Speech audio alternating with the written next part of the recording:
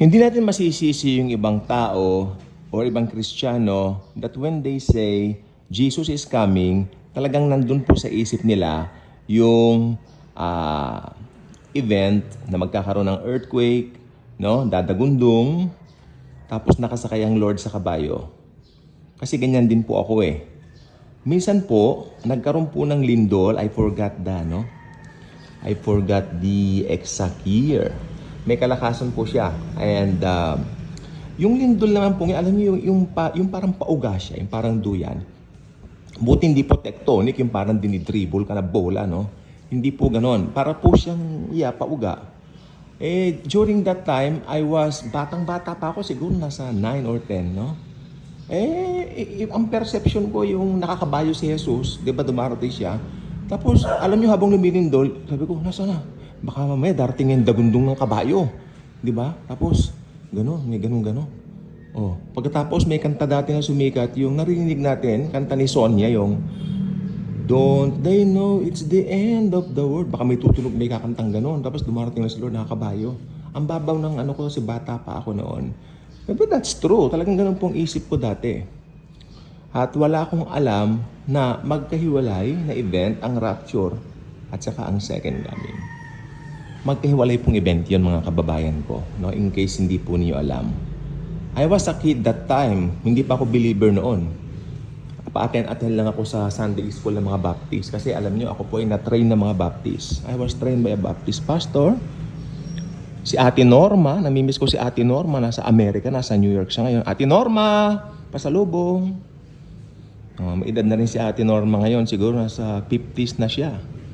Very beautiful lady, loved by the Lord Jesus, no? At yes, ang dami namin natutunan sa Bible yung Sunday school, Bible school tuloy, Sunday school sa Baptist. Yan. Meron din akong binigay ng mga parang comic book na mga anong tawag dito? Yun, yung mga ganyan nga, yung mga Bible story. Yung iba nawala ko na, ewan ko nasaan na, no? Alam niyo, sa paglipas ng panahon, natututo po kasi tayo. Pero ako, binabalikan ko po yung araw kung ano yung pagkaunawa ko sa mga doktrina and all that. Kasi yun din po ang pangunawa ngayon ng mga hindi pa ganun kalawak ang kaalaman. Ayoko naman sabihing walang alam.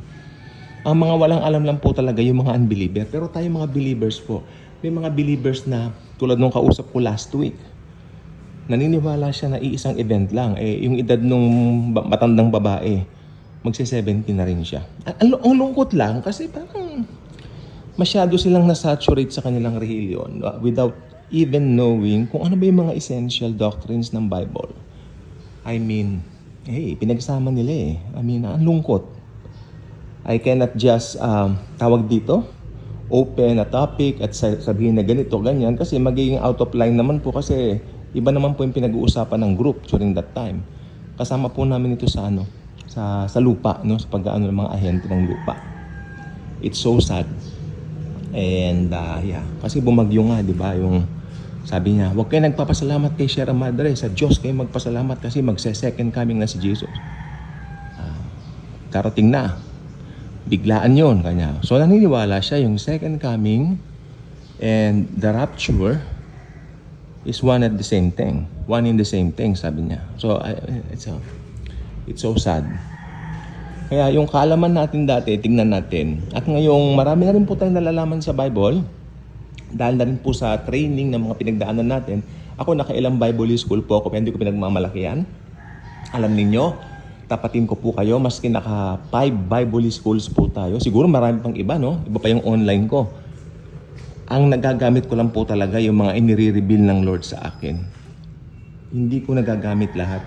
Kaya binabalikan ko yung mga notes ko na ngayon kasi 2014, 2013, ganyan pa yan. So medyo naluluma na rin po yung mga papel niya. Pero yung mga revelation ng Lord, nananatili po siya. Kaya wag natin ipagkakalito. Yung rapture and second coming are two different major events na mararanasan sa daigdigan. And malapit na po talaga ang second coming ni Lord. And you can just imagine that. Kung malapit na si second coming, mas malapit na si rapture. Kasi yung rapture, wala po siyang signs. Maski isang sign, wala po siya. And ang rapture, secretly, mangyayari yan. yung trumpet tutunog, maririnig lang po niya ng mga maririnig lang po yan ng mga mananampalataya. The whole world, hindi maririnig yan. Pero sabi ng isang aklat sa Bible, makikita siya ng lahat ng mata na especially yung umulos sa kanya, no? Ito po yung second coming. Kaya magkahiwalay po na event yan. Pero mas madali, tama rin po, mas naririnig natin sa mga tao, malapit nang mag-second coming si Lord. Yes, tama rin po yon. Tama rin po yun. Kasi yung rapture po, walang sign eh. Amen? Walang senyales yung rapture. Pero isipin mo to ha, kung malapit na mag-second coming, mas malapit na mag-rapture. Amen po ba? Kasi mas mauuna ng 7 years earlier si rapture kumpara sa second coming. Kaya itong gusto ko sabihin, kung ikaw ay believer na, alam mo matagal ka na nakahanda. Hindi mo na kailangan ganito, kailangan ganyan. Wala nang kailangan. Basta alam mo, araw-araw, alam mo si Jesus, lagi mong kasama. Romans 8:28 nga, nagkakalakip-lakip nga sa atin yung mga nangyayari. No? Tulad nung nangyari sa amin. That verse, very powerful. Nung mother namin, nung nagka-cancer po siya. No? Meron siyang tinatawag na journey doon sa karamdaman na yun. At kaming mga anak niyang kasama niya.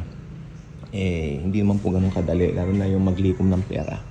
Pero because of that, because of the Lord Jesus Christ, meron tayong pakikipag-isa sa Kanya. Ayun po naman. Nagtataka kami na i-provide yung ganong kalaking pera. Knowing kasi na inilagay namin si Mami sa isang mamahaling hospital. Nakakasyak po, no? Alam niyo yung hospital na yun, hindi ko napapangalanan. Ang gusto ko maging popular sa vlog ko si Jesus lang. Ayaw ko ng ibang maging popular o ma-magnify. Only the Lord Jesus. Siya ang gumawa. Siya ang nag-produce ng pera for that.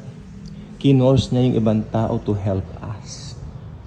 And shockingly and amazingly natapos po lahat. Okay?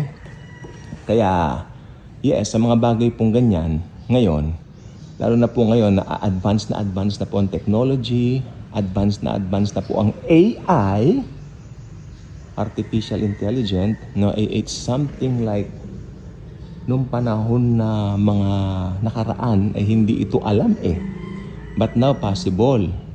Maraming naniniwala na yung AI, ito hindi pa naman po ito, sa tingin lang po namin to. Yung AI, may kinalaman po yan sa mark of the beast.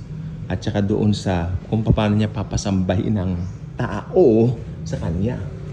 Yung image of the beast. Malamang AI din yun. Malay natin, wala naman na tayo dito, mararapture na po tayo.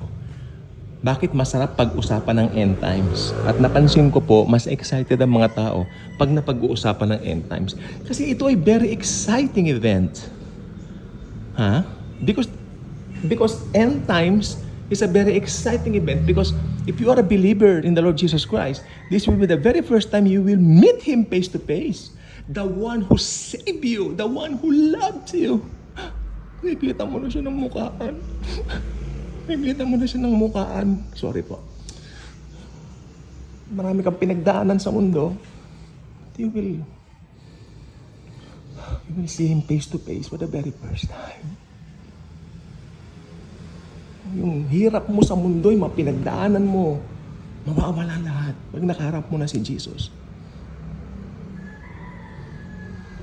Tapos na yan, lahat. Maniwala kayo sa akin. Yayakapin ka ng Panginoon at papakita niya yung kanyang mga wounds sa'yo. Wounds of love. Yung inulos na tigiliran niya, papakita niya sa'yo. Hihipuin mo pa yun. Ipasok mo ang kamay mo dyan. Yan ay dahil sa pag-ibig ko sa'yo. Mapapawi ng lahat. Pag yan ang usapan, that day, na mamimit natin sa face to face, talagang ang emotions ko malakas. The Savior who loved me, I will meet Him for the very first time. Hindi ba kayo excited?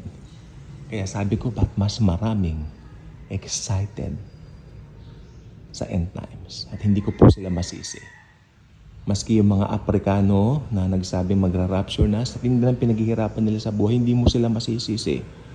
May nag-comment dito. Actually, stand ko po yun, sir. Hindi mo rin sila masisi sa mga pinagdadaanan nila, ini-slave sila. Gusto nilang ma-meet na ang Lord Jesus. Dahil kay Lord Jesus, hindi siya nang e-slave. Nagmamahal siya ng mga tao. And I'm very proud to say that I have Jesus with me. Kung meron man tayong dapat ika-proud, yan ay ang Panginoong Hesukristo lang. Pagmamahal niya, ang pag-ibig niya.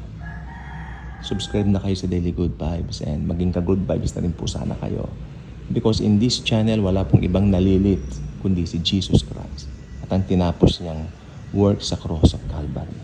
Thank you and have a blessed Monday. Actually, blessed na po tayo. Ha? Have a blessed para magiging blessed pa lang. Parang nare-review ako dyan. We are already blessed. I-enjoy natin ang week na ito. Lahat ng mangyayari sa atin ngayon nasa kamay na ng Lord. Enjoy this. See the beauty of Jesus in every creature. Sa mga kaaway mo, hayaan mo makita mo rin si Lord doon. Alam nyo, pinapractice ko po yan. Mahirap pero alam nyo, nagsasucceed naman po. Kahit konti lang. Sabi nga ng yung konti lang naman. Sa Spanish, poquito, konti lang. No? Small lang.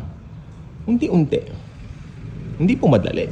But sabi ng Bible, I can do all things through Christ who strengthens. God bless po sa ating lahat. Enjoy lang po tayo.